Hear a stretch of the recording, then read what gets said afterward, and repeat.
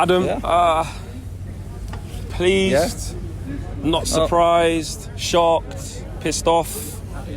It was better than what it was the last few weeks, that's all we can say, because it was garbage the last few weeks, so anything's going to look better than that. I thought we probably edged the game, to be honest. I was fearing, like most people, Arsenal were going to come here and just steamroll us, but I thought we were solid at the back. That was okay. A mistake for Maxwell, which was unlucky because he had a really good game for me. The fact that Pepe went off after 75 minutes having done absolutely jack shit said it all. Axel was on top of that. I was gutted for him that he made that mistake that cost us the goal. It was miles off. It was miles onside. It was a ridiculous decision. I seen it in the box behind me.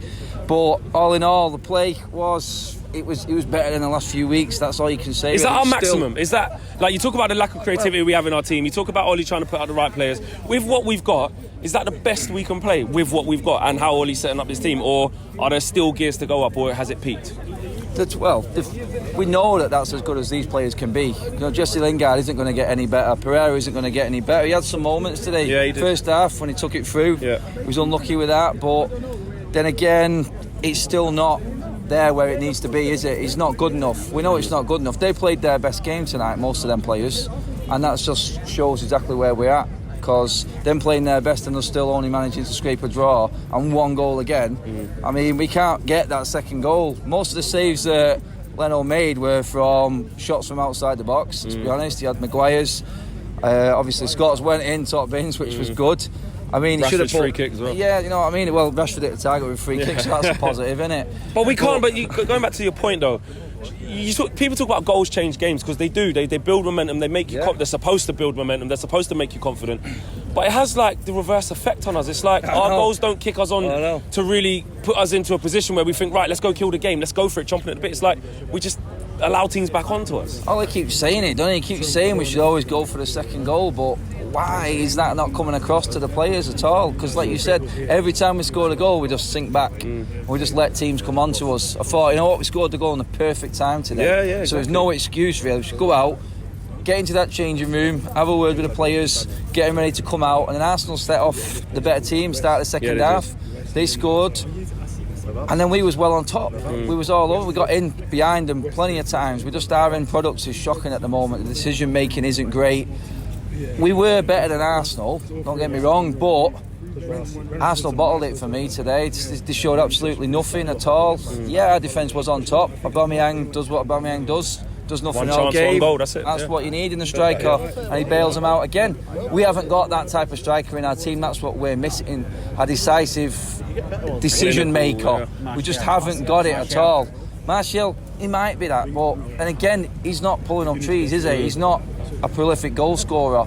Is he going to get a run of games in the team? Is he going to stay a full season fit?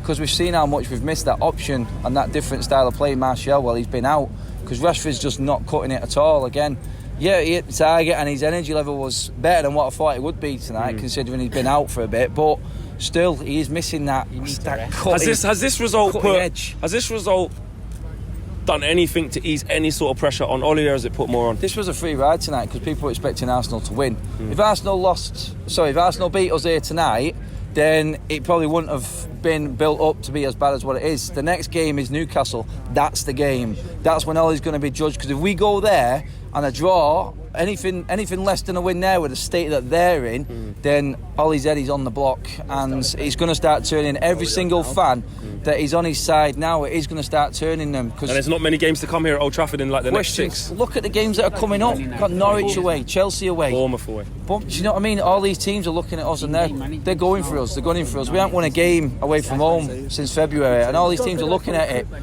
It's like the guy said there. I think I said it a while ago. There is good work done by Ollie here, but it's not on the pitch. It's not in the training ground.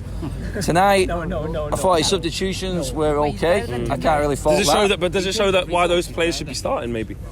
Fred did okay when he come on. You know, you saw how mobile he is against Rochdale. I know it's Rochdale, but just Fred as in general, we can tell what type of player he is. Yeah. Does that show that maybe he needs to be in there? And why can't we see him from the start? Exactly. I just think he does give away the odd foul now and then, and that's what he was worried about today. Because in that sort of game, the Arsenal United game, there's always fouls, no matter what. Every time we play him, there's always fouls. And there was in that game today, there's a few tasty tackles. My man of the match today was probably Scott McTominay in that midfield. I thought he probably, like Saeed said then, Tunis Abe, apart from his mistake, probably would have nipped it in front of McTominay for me. He should have put that header away, to be honest. Yeah. But, I mean, that goal, you can't fault him for that goal. But can you imagine Fred alongside McTominay and Pogba? That's our best three, I think. I don't think Pereira's got a spot in this team, not as a starter. He could come on and do something as an impact, but again, it's like the boy's saying, he's a squad player, but most of these players are squad players. There's about another 5 or 6 players that need to come in to this team that's going to make us take us up there into that top 4. Right now we're just a team full of average squad players, and tonight Arsenal bottled it more than us playing great, but you know what I mean, it was better. I'm not going to say it wasn't, because it was better tonight than what it has been. It was better. Cheers, man.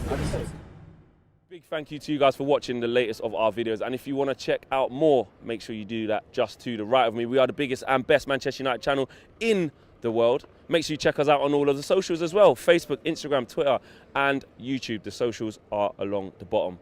Peace.